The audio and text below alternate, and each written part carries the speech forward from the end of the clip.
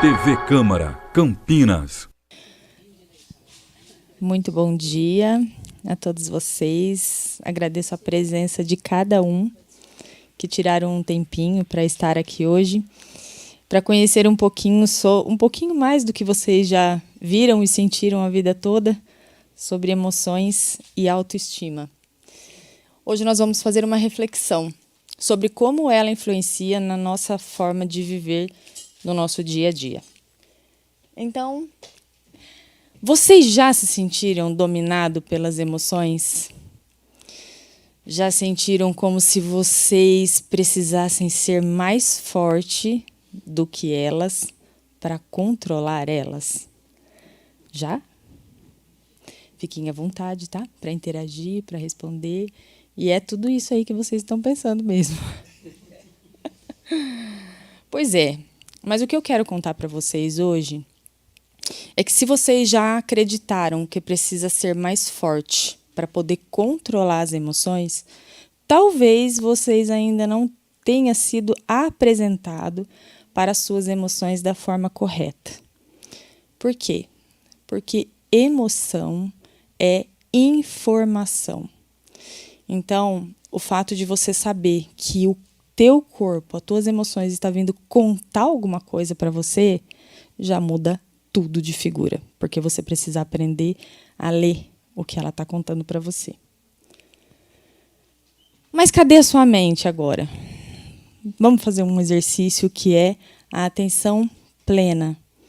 Eu quero que vocês sintam o corpo de vocês em contato com a cadeira. A gente vive numa era onde tudo é tão rápido, é tanta coisa para pensar, é tanta coisa para resolver, que raramente a gente está onde a gente realmente está. Muitas vezes a gente está almoçando e a mente está em outro lugar. Você está tomando banho e a cabeça está em 1000 lugares. Quando você vê, você fez tudo no piloto automático. Então, para vocês darem um presentinho para cada um de vocês, sintam seu corpo encostado na cadeira, os pés no chão. Sente a sua respiração, o ar entrando e saindo. Esse é o famoso Mindfulness, o aqui e agora, ou aterramento. Então, a hora que vocês se perceberem que a mente está... Volta aqui. Pois é, essa daqui sou eu com 19 anos, 19, 20 anos. Alguém que, sim, já se perdeu de si. Durante muitos anos, eu vivi desconectada de mim. Eu não me conhecia. Então, eu costumo falar que nós somos o nosso maior segredo. E durante muitos anos, eu acredito que uns 30 anos da minha vida, eu não me conhecia, eu não me sentia, eu não me percebia. E eu acreditava que para merecer amor, merecer pertencimento, eu tinha que me anular para caber na caixinha das pessoas. E dessa forma, eu fui me apagando. Então, se vocês prestarem atenção nessa foto que eu estou com a minha filhinha no colo, vocês podem ver um sorriso aqui. Só que se vocês tamparem o sorriso e olhar só para os olhos, você não sabe se eu estava sorrindo ou não, porque os olhos não sorriam. A tristeza, ela está estampada. Peso muito abaixo do ideal. Então, era alguém que vivia para fora, não conhecia as minhas emoções, não tinha autoestima e vivia achando que quanto mais eu diminuísse, mais eu seria merecedora de amor. E isso acontece muito com a gente, por quê? Nós somos animais racionais. Nós somos dotados de emoção. Só que as nossas emoções, elas são muito desautorizadas na nossa cultura, não é? Desde pequenininho a gente escuta que não pode sentir raiva. É feio, sentir raiva, abraça o amiguinho, abraça o irmãozinho, não pode, é feio. Não podemos ser muito alegres também, porque senão a gente é taxado de bobo da corte. Nossa, que bobo, que idiota aquele ali que vive rindo. Sorrindo demais, é bobo. Mas que negócio que é esse de ficar triste desse jeito? Levanta a cabeça, se mexe aí, para com isso. Se você está com medo também. Nossa, mas por que você está com medo? É só enfrentar. Não. E o nojo, por mais que muita gente não saiba, o nojo também é uma emoção. E o nojo ele vem para nos proteger de algum tipo de envenenamento. Pode ser por via oral ou pode ser pessoas. Então, a gente sente nojo. Muitos estudiosos das expressões percebem, às vezes, a pessoa está conversando com alguém, está sorrindo, mas a face está ou de medo ou de nojo. Então, o que eu queria falar para vocês? Como nós somos animais racionais, se você tirar o racionais, fica o quê? Animais. Então, a nossa emoção ela é instinto de sobrevivência. Quando a alegria aparece, ela tem uma função. Ela faz com que a gente olhe para fora. Então, quando a gente está feliz, a gente abre, a gente olha para as pessoas, a gente quer compartilhar o que a gente está sentindo. Então, ela vem para ajudar com que a gente faça amizade, socialize. Ela tem essa função, entre todas. A tristeza, ela tem uma função muito específica, que é a de internalizar. Ao passo que a alegria te leva para fora, a tristeza ela vem para falar para você que algo não está bem. Tem uma rota que precisa ser recalculada. Para você recalcular essa rota, você precisa entender o que está acontecendo. E a tristeza vem para te fazer ficar quietinho, para te fazer muitas vezes isolar. Dependendo da intensidade, se você está muito triste, você precisa se recolher. E aí a tristeza faz com que não é uma emoção que te move, ela é uma emoção que traz as pessoas para você. Você precisa de uma rede de apoio, você precisa que alguém venha. Geralmente, quando a gente está triste, o que está acontecendo com você? Né? As pessoas elas vêm até a gente. E o nosso cérebro foi feito para socializar. Aí nós temos a raiva. Para que será que serve a raiva? A gente não gosta de sentir raiva. Então, assim, o que eu posso fazer é fingir que eu não estou vendo ela. Mas ela está ali. A raiva, ela vem para te contar que um limite está sendo ultrapassado. A raiva e a injustiça, elas andam assim, ó, uma coladinha com a outra. Então, ela vem falar para você assim, olha, tem um limite sendo invadido e você não está fazendo nada. Eu vou dar um exemplo. Digamos que uma pessoa está sofrendo bullying e ela não consegue sair dali. E ali o pessoal fica tirando sarro. E a pessoa, quando a raiva percebe que você não está saindo dali, ela aumenta o volume para que você saia dali. Então, a raiva, ela move. Beleza. Então, já que eu não tenho escolha de sentir a raiva, quer saber? Então, eu posso sair batendo nas pessoas, né? Já que eu posso sentir raiva. Não, na verdade, a gente não escolhe sentir a emoção, mas a gente escolhe o que fazer com ela. E eu preciso aprender a identificar o que o meu corpo está me contando e procurar a melhor forma para eu canalizar essa emoção. Então, se eu estou com raiva, por exemplo, e eu percebo que aquilo está por muito tempo já, eu preciso entender quem é que está ultrapassando o meu limite. Será que eu estou colocando limites para as pessoas ou eu deixo as pessoas passar por cima de mim como uma patrola e fazer o que quiserem de mim porque eu busco pertencimento? E aí, por buscar o pertencimento, buscar a validação das pessoas, eu deixo os meus limites frouxos. Não. Os nossos limites são o continente que nos protege. Então, os nossos limites eles precisam ser bem estabelecidos. Para que a gente se conheça e coloque limites, para colocar um limite para outra pessoa, eu tenho que primeiro saber quais são eles para mim. O que é negociável para mim e o que é inegociável. Nas relações humanas, de forma geral. Sempre quando você se sentir injustiçado, triste porque alguém está fazendo alguma coisa com você, se pergunte, o que é que eu estou permitindo aqui? Qual limite precisa ser colocado? E aí é interessante porque quando a gente aprende a colocar os limites sem que a raiva venha fazer isso por você, a gente fica muito mais organizado. Porque eu posso chegar para alguém e falar, olha, até aqui você vem, daqui para cá você não passa, porque eu me importo muito com você. Existem formas amorosas de falar.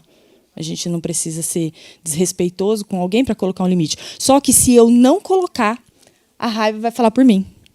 E aí eu vou falar de forma explosiva, agressiva, eu vou machucar pessoas e eu posso me machucar também. E o medo? O medo também é muito interessante, porque ele vem para fazer com que a gente muitas vezes se prepare para algo. Tome cuidado. Por exemplo, você vai fazer eu vim fazer uma palestra hoje. Eu me preparo para isso, eu me organizo. Se eu vou fazer uma viagem, poxa vida, será que meu passaporte está em dia? Será que vai fazer frio lá? Será que vai fazer calor? Nossa, eu estou levando só roupa de frio, mas eu estou com medo de fazer calor e eu não ter roupa lá. Eu vou atravessar uma rua, eu tenho medo.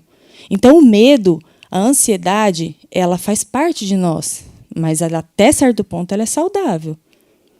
Passou disso, aí a gente já tem um adoecimento, que também é uma informação. E o nojo nos protege do envenenamento. Certa vez eu tinha feito um exame, uma colonoscopia, e após esse exame eu fui numa padaria, né? A gente foi lá para comer alguma coisa, e eu comecei a sentir náusea. A hora que eu tomei um caldo, bateu no meu estômago, eu senti náusea. E aí eu fui ao banheiro. Chegando lá, quando eu abri a tampa do vaso, que eu estava com ânsia, o vaso estava numa situação terrível. Eu não sei o que meu cérebro entendeu que eu ia fazer com aquele vaso ali, mas ele me desligou. O nojo foi tanto que eu desmaiei. Ele achou que, de alguma forma, aquela sujeira ia me atacar, ou eu ia falar, desliga, que isso aí vai te fazer mal. Então, também é uma função que nos protege. E aí, existe uma diferença entre emoção e sentimento. A emoção, digamos que a emoção ela é do corpo. E o sentimento é da mente. A gente pode separar assim. Porque o corpo reage instintivamente para proteger. Se eu estou nadando na praia e eu vejo um tubarão, a emoção vem para falar, corre. Não dá tempo de pensar. Imagina se eu começo a pensar, nossa, tem um tubarão ali, eu acho que é melhor eu correr, porque senão eu vou morrer. Pronto, o tubarão já me comeu. Então tem que sair correndo. Agora vamos pegar esse exemplo para ficar mais simples ainda, didático para entender. Se eu estou no trânsito e alguém me faz um desaforo, me dá uma fechada, e eu sinto que a raiva, um limite foi ultrapassado. Aí eu vou para casa e eu fico remoendo aquilo. Nossa, eu não acredito. Aquele cara poderia ter batido no meu carro, poderia ter me machucado. E nessa eu começo a gerar um sentimento, porque daí passa pela memória, passa pelas sensações. Então, tudo isso envolve fisiologia, biologia e aqui a simbolização de tudo aquilo que a gente sentiu. Memória, e pode acontecer de registrar algum trauma. Tá, mas e a tal autoestima? Gente, que bicho que é esse chamado autoestima? Que a nossa cultura traz para a gente como se a autoestima fosse ligada à autoimagem. Então, quando a gente olha no espelho, a gente se vê e a gente se acha bonito, a gente acha que a gente está com a autoestima boa. Não é? Geralmente é assim, né? E quando a gente não se acha bonito, nossa, minha autoestima está péssima hoje. Existe algo muito importante por trás disso, não é só isso, mas a indústria ela fatura muito com isso, principalmente a indústria da beleza. Então, se você acredita que a autoestima é autoimagem, né, então vem aí os procedimentos estéticos e muito gasto excessivo com vaidades do tipo, eu preciso ter uma casa maravilhosa, um carro maravilhoso para eu me sentir bem com a autoestima. Lê do engano. Na verdade, ele é um braço da autoestima, mas a autoestima ela é uma experiência. De acordo com um teórico chamado Nathaniel Branden, ele foi um dos psicólogos que mais estudou a autoestima. Então, ele fala que a autoestima ela é uma experiência, mas ela é um conjunto de fatores, e nós vamos falar dele. Mas antes de falar o que é, eu vou falar o que a autoestima não é. Teve uma paciente que perguntou para mim um dia, tem autoestima demais? Existe isso, né? Não existe.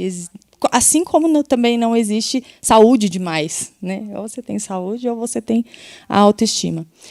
A superioridade não é autoestima, né? Geralmente, quando a gente vê uma pessoa muito altiva, a gente fala, nossa, que autoestima que ela tem. Na verdade, é um mecanismo de defesa. Porque, às vezes, na infância, na adolescência, essa criança, quando ela se permitiu estar vulnerável, ela não foi acolhida. Aliás, ela pode ter sido julgada de uma forma muito dura, com que ela entendeu que ela não pode ser vulnerável, ela não pode ser frágil, então eu preciso me proteger. Então, quando eu ataco, quando eu me sinto por cima de você, eu me sinto segura. Então, na verdade, acaba sendo um mecanismo de defesa e não a autoestima em si. São alguns mitos. Falar a verdade sem cuidado, na cara das pessoas, como a gente ouve tanta gente falar, né? Não, eu falo na cara porque eu sou uma pessoa muito sincera, o tal sincericídio, né? Na verdade, isso é também uma falta de empatia e é uma forma de tentar se sentir melhor também, é um mecanismo de defesa. Então, vamos dar um exemplo. Tem verdades que não dá para falar, né? Eu até vi uma professora, Ediane Ribeiro, que eu admiro muito, dizendo assim, se uma noiva está entrando no seu casamento, está prestes a entrar no casamento, aí ela pergunta para a amiga dela, e aí, tô bonita? O que você achou do meu vestido? Imagina a sincerona lá, ai, amiga, desculpa, odiei seu vestido, tá ridícula. Isso é maldade, né? Então, se você achou isso, guarde, depois, num outro momento, você... Não, mas ali não. Achar que não precisa de ninguém também não é autoestima. É defesa contra a vulnerabilidade. A autora e pesquisadora Brené Brown, ela escreveu um livro sobre a coragem de ser imperfeito. Ela demorou 12 anos para escrever esse livro.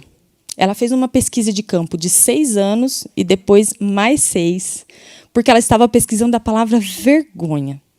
A palavra vergonha nada mais é do que a vergonha é um sentimento que vem para nos proteger do medo da desconexão. Então, quando eu sinto vergonha, eu me recolho porque, nossa, talvez eu possa não ser aceita, não possa estar sendo apropriada, então eu tenho medo da desconexão. E aí ela falou que nós confundimos vulnerabilidade com fraqueza, né? E a gente não gosta de ser fraco, mas ser vulnerável não é ser fraco. Então, ela tem no prólogo do livro dela, tem um recorte de um texto de um presidente, não lembro o nome dele, mas que ele fala assim que ser vulnerável é você estar com o rosto no vento, na poeira da vida. É você se colocar nas situações, por exemplo, aí agora eu estou amando uma pessoa e aí eu vou falar eu te amo primeiro. E aí, se a pessoa fala para mim que não me ama? Ah, não, melhor não, deixa quieto. Não, se permita ser humano, se permita ser vulnerável, fale eu te amo primeiro. Se o outro não corresponder, e ele tem o direito de não corresponder, eu vou sentir a minha dorzinha ali e vou me refazer, mas eu não vou deixar de viver as experiências, me esconder da vida para não me permitir ser vulnerável e fugir do que nós somos, porque nós somos vulneráveis. A autoestima é uma experiência. Ela é uma coerência entre pensar, sentir e agir. E isso é muito profundo, porque, às vezes, aquilo que a gente pensa e aquilo que a gente sente é diferente da forma que a gente age. Porque, muitas vezes, a gente está agindo para agradar aos outros. Nossa, eu faço isso, mas eu nem gosto disso, mas as pessoas vão gostar de mim. Então, ali você já percebe que a autoestima está vulnerável. Existem 2 pilares principais da autoestima. Ela tem 6 pilares, mas eu vou falar dos 2 principais, que é o quanto você acredita que você dá conta dos desafios que a vida traz para você. Quando os pacientes chegam na clínica e chegam falando assim, eu estou mal, nada na minha vida dá certo, eu não consigo, eu não dou conta. Você já percebe que essa estrutura, esse pilar, está muito fragilizado. E o outro pilar, que ele é muito importante também, ele vem para contar para você, ele vem para te fazer uma pergunta. Você acredita que você é merecedor de ser feliz, sendo quem você é? E é uma pergunta muito profunda também. Porque muitas pessoas hoje, muitas, chegam arrasadas, dizendo, eu não mereço. Eu não mereço. E muitas vezes as pessoas elas acabam se sabotando o seu próprio sucesso por não acreditar que é merecedora daquilo. E isso acontece conscientemente e inconscientemente também. Já viu a tal da procrastinação? Tem gente que luta tanto para conseguir chegar em tal lugar, quando está chegando perto... eu já atendi pacientes que queriam tanto fazer a prova do Enem, algo que era muito importante. pessoas inteligentíssimas. Eu faço tudo, mas quando chega na hora de estudar, eu não consigo. Eu não consigo. Eu fecho meu note, eu vou jogar, eu vou sair, eu vou trabalhar e eu não consigo estudar. E eu quero tanto. E eu tenho potencial para isso, mas eu não consigo. Essa pessoa, ela não acredita de verdade, inconscientemente, que ela é merecedora do sucesso. Então, ela faz um tipo de sabotagem. E isso acontece muito com a gente na nossa vida, sem a gente perceber. Né? Nós vivemos de uma forma tão automática, muito daquilo que nós acreditamos hoje, que nós somos, nossa, essa daqui é a minha personalidade. Pode botar que boa parte disso são mecanismos de defesa que a gente desenvolve para sobreviver na infância e na adolescência. E a gente segue a vida adulta acreditando que esse é meu jeito, esse é meu jeito. Quando você começa a destrinchar tudo aquilo, eu gosto de falar para os meus pacientes, a gente pega... A pessoa chega ali, imagina um quebra-cabeça montadinho. E aí você começa a separar todas as pecinhas e dar nome para cada uma delas. E aí você vai percebendo que é muito mais profundo. E nem tudo aquilo é o jeito que você é. Muitas vezes é mecanismo de defesa que precisou desenvolver na infância. E para largar isso depois? E para abrir mão disso? Né?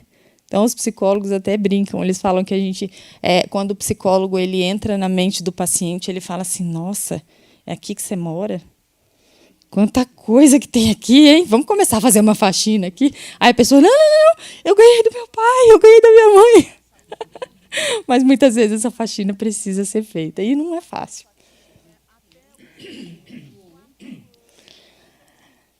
Pois é, essa é uma analogia muito interessante, né? Quem que está no comando, afinal? Imagina que aqui, essa água do mar, são as emoções. Esse leme, ele é a autoestima. Você e o barquinho da vida. Se a gente não sabe, tem pessoas que dominam o mar, né? Essas pessoas que estão lá com seu leme, com caiaque, né, que chama, e elas entendem do mar. Então, quando a onda está mais brava, ela sabe o que fazer, ela entende, e ela não tem tanto sofrimento. Agora, vai colocar uma pessoa que nem eu ali, antes da onda chegar, eu já me joguei no mar, já me afoguei, porque eu não sei. Se nós não entendemos as nossas emoções, o nosso barquinho pode virar. Porque nós não somos sozinhos no mundo. A gente sempre está em constante troca com as pessoas que estão à nossa volta. A gente somos seres socializáveis.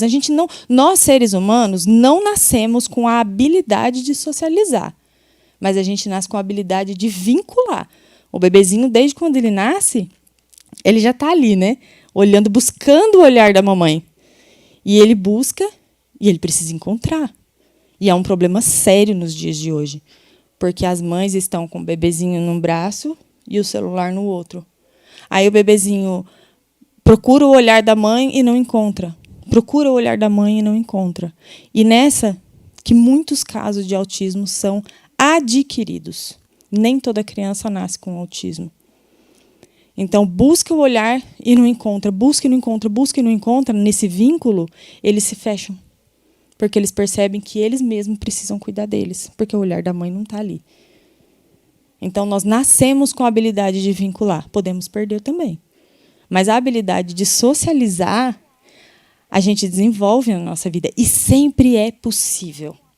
Então, quando eu faço essa pergunta, quem está no comando, você percebe que você talvez tenha agido de forma automática até hoje. Mas que não precisa ser assim. Então, aprenda a entender o que o teu corpo está te contando. Tem um teste que é bem legal, eles chamam de teste da fechadura. Uma coisa assim, mas você pode usar em todas as áreas da sua vida. Você chega na sua casa, você bota a chave ali, ou a senha. O que o teu corpo te conta naquela hora? Tem pessoas que chegam em casa e, ufa, que bom. Que paz, finalmente cheguei na minha casa. Nem todo mundo é assim. E o teu corpo está te contando ali. Que bom que você chegou na sua casa, ele relaxa. Mas tem pessoas que chegam em casa, no momento de abrir a fechadura, o corpo fica tenso. As batalhas que enfrentam ali dentro do lar. E o corpo está contando, você está vendo? todo tempo é assim. Se você conhece alguém que você tem um pouco de receio, e aí você está do nada, você vai conversar com aquela pessoa, o corpo conta. Ele não é assim que acontece? E aí, às vezes, quando a gente não entende os nossos limites, a gente vai para as relações sem limites, e sem limite as relações nos adoecem. Então, aprenda a sentir o que o teu corpo está te contando. Porque assim fica muito mais fácil de guiar esse barco, de não naufragar, né? Quem que quer naufragar? Ninguém quer. Mas se a gente não tomar conhecimento de todas essas nuances, a gente pode sim naufragar. E aí a gente procura outras formas de vincular. E uma delas, entre todas as formas adoecidas que existe, uma forma delas é briga. Já viu gente briguento? Tem gente que com uma confusão onde vai, com todo mundo. Porque é a única forma que ele aprendeu de vincular. Tem gente que já vem de lares de tempestades constantes. E o ser humano lembra que o nosso cérebro foi feito para socializar. Algumas pessoas aprendem a socializar adoecendo. Já viu gente que vive doente? Vive doente. Porque é assim que ele acredita, inconscientemente, que ele vai ser visto. O cérebro já entendeu. E ele adoece a pessoa de verdade. Porque essa pessoa acreditou que para ela ser vista, ela precisa estar doente. Ou ela precisa estar brigando. Ou ela precisa estar fofocando. Gente, fofoqueiro, uma que é mais fácil é olhar para o outro, enquanto eu estou olhando, cuidando da vida dos outros, antigamente era na janela, hoje é na rede social. Então, enquanto eu estou cuidando da vida do outro, eu não preciso olhar para o buraco que está aqui dentro. É uma forma de anestesiamento, né? E aí, nessa de fofocar, quantas intrigas a pessoa... Tem gente que vive de fofoca e de intriga. Ela não sabe, mas ela está funcionando num mecanismo de defesa. É o corpo dela falando, viu? Faz dia que você não arruma uma briga, você precisa arrumar uma briga, você nunca mais conversou com ninguém. Você precisa estar em contato com alguém, meu filho, vamos arrumar uma treta? Então, é dessa forma que o nosso corpo, a nossa mente, a nossa psique, as nossas emoções funcionam. Então, a psicologia acredita que mente, corpo e espírito precisa estar equilibrado. Né? Exercer a nossa espiritualidade faz parte. Apesar de que aqui, na nossa cultura, não temos muito isso foi desmembrado, né? Então, aqui na nossa cultura, corpo, mente, espírito foi desmembrado. Se você for lá para o Japão, para aquele lado lá, eles não desmembraram. Está tudo interligado. Uma coisa está interligada com a outra. Então, nada de mais e nem de menos. A gente fala sempre em equilíbrio. Percebeu que a tristeza está demais? Por mais de 15, 20 dias intensa, prolongada, procure ajuda psicológica, ajuda médica, para você conseguir entender o que está acontecendo dentro de você. Muitas vezes tem coisas para cavucar na nossa vida lá atrás. Tem um teórico, eu não lembro, eu acredito que foi o Freud, que disse assim: nós desenvolvemos desculpas nobres e racionais para justificar os caprichos e pirraças do inconsciente. Não, eu sou assim por causa disso ou por causa daquilo. Vai ver. Começa a fazer terapia para você ver que não é bem assim.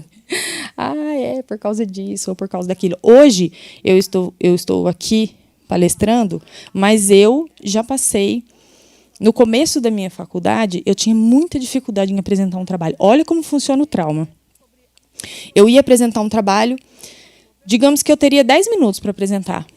Com 3 minutos, a minha voz já tinha sumido. A minha voz ia embora, eu não sei o que, eu não sabia. Olha só, eu não entendi o que meu corpo estava falando para mim. E eu sentava, eu não tinha falado 15% daquilo que eu tinha programado de falar. Até que entrou a pandemia. E quando entrou a pandemia, eu precisava tirar alguma dúvida sobre a aula, eu tinha que ligar o microfone, né, no online, e fazer a pergunta. E me faltava coragem, vinha uma sensação horrível que eu não sabia ler. Eu não conversava com o meu corpo. E aí, aquele dia, eu tinha terapia. E eu cheguei com o meu psicólogo e falei assim, olha, chorei bastante, falei, eu não sei o que acontece comigo, eu vou apresentar um trabalho, eu sei o que eu tenho que falar, mas eu desmorono, minha voz some, me dá um branco, parece que eu vou morrer. E eu tive que ligar um microfone e fazer uma pergunta e eu me senti muito mal, me senti uma idiota. Aí ela falou assim para mim, aí eu falei, nossa, eu estou lembrando de uma coisa aqui que não tem nada a ver com o que eu estou contando para você. Olha como que é a terapia. Veio uma memória que não tinha nada a ver. Ela falou assim, mas conta que memória que veio. Eu falei, quando eu tinha 11 anos de idade, nós estávamos passando por uma situação financeira extremamente difícil. Meu pai e minha mãe estavam desempregados. E eu sempre ia para a escola com a camiseta do uniforme, que era branquinha. Minha mãe sempre muito caprichosa, camiseta muito branquinha, mas eu ia com a mesma saia. E aí eu percebi que a minha saia já estava ficando curta, eu desdobrei a barra e ela começou a desfiar. E uma professora, num comportamento muito infeliz, me chamou. Ela era muito brava, todo mundo tinha medo dela. Ela me chamou, você, vem aqui. Me colocou do lado da mesa, assim, ó, virada para a sala de aula. E ali, ela me colocou numa situação muito vexatória. Ela falou assim, por que a tua mãe não te arruma para você ir para a escola? Eu fiquei muito assustada com aquilo. Aquele dia ficou muito nítido da minha memória. Ela falou assim, olha fulana ali, a mãe dela é diarista, olha como que ela vem bem arrumada para a escola. O que a tua mãe está fazendo que não te arruma? E ali eu fui me encolhendo. Aí ela falou, levanta essas costas, parece que está carregando um saco de 100 quilos nas costas. E ali eu fui sentar. E lembrei disso na terapia. A minha psicóloga falou assim, se você pudesse definir em uma palavra o que você sentiu aquele dia, o que você diria? Falei, eu me senti uma coitada. Ela falou, e qual que é a sensação hoje, na faculdade, quando você vai apresentar um trabalho diante da sala de aula? Olha como o contexto era muito parecido. Eu falei, eu me sinto uma coitada. Aquele dia, a emoção explodiu. Eu chorei muito, porque eu acessei o trauma. E o Freud fala isso, quando você acessa o trauma e aquilo faz sentido, ele evapora. Por quê? Porque a criança sente mais do que adulto. A criança não tem... o córtex pré-frontal é o último a se formar. Então, nosso cérebro ele termina de se formar por volta dos 20 anos, 21. Então, a criança, ela sente muito, mas ela não consegue elaborar um raciocínio lógico para explicar o como... Nossa, eu estou sentindo tal coisa, assim como nós adultos fazemos. Então, sente e não entende. Sente e não entende. Então, a gente fala que fica lacunas. E eu acessei uma delas aquele dia. E aqui estou eu, né? Minha voz... Eu vou até parar, inclusive, porque senão eu vou ficar falando aqui até amanhã e minha voz não vai sumir. Porque foi um trauma que eu elaborei. Então, a gente se conhece a cada dia mais. E se a gente viver 200 anos, nós vamos aprender e nós poderemos nos conhecer e melhorar, porque nós temos, a nosso favor, a plasticidade cerebral, que a ciência já comprovou, que pode nos criar caminhos novos de neurônio. Então, conforme eu vou desenvolvendo novos comportamentos, como eu já venho desenvolvendo, todas as vezes que eu dei palestra, eu me fortaleci. E o meu cérebro vai entendendo que aquilo não é tão perigoso assim. Já acessei o trauma, trabalhei. Eu faço algo simbólico que é assim. Eu imagino que um trauma, o Freud chama de recalque. Recalque para a psicanálise não é inveja, né, como é no senso comum. Recalque é você abrir um buraco, aí tem algo que você não quer ver, que aquilo machucou muito, você enterra.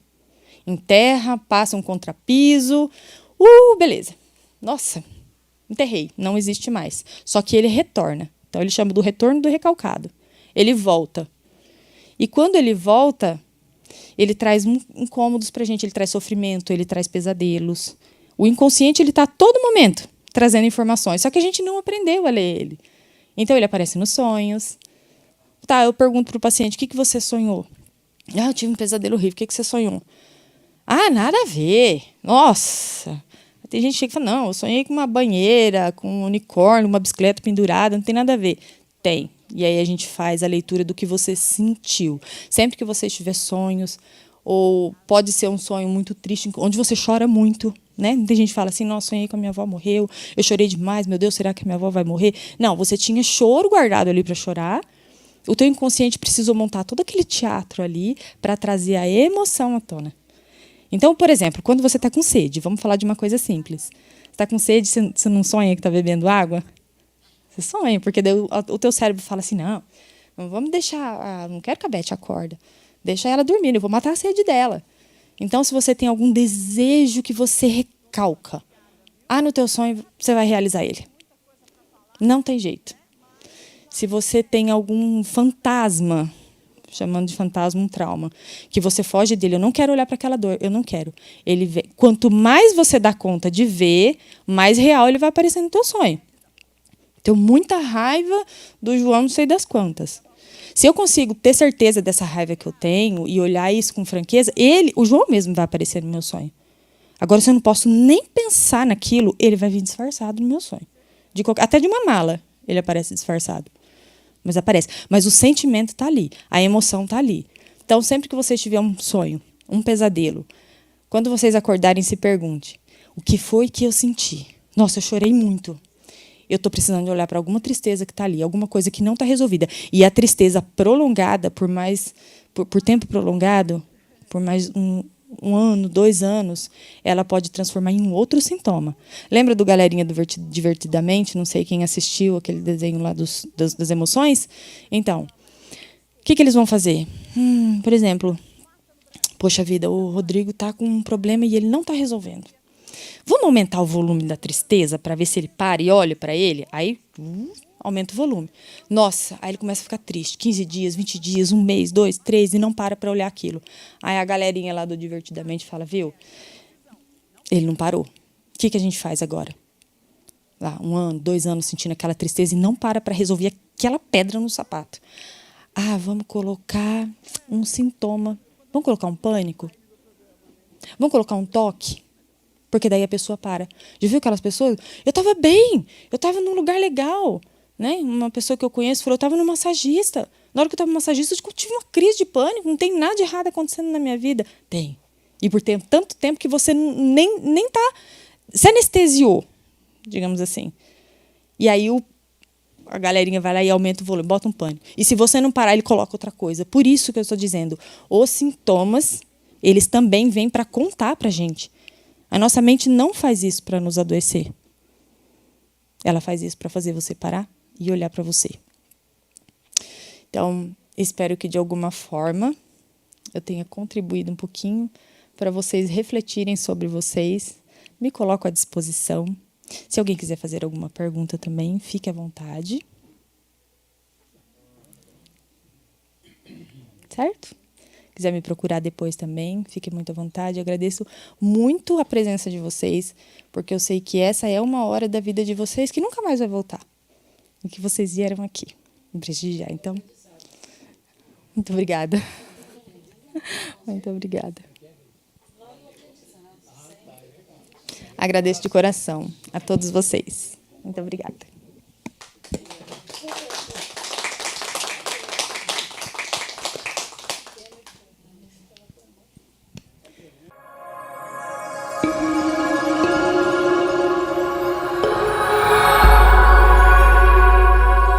TV Câmara, Campinas.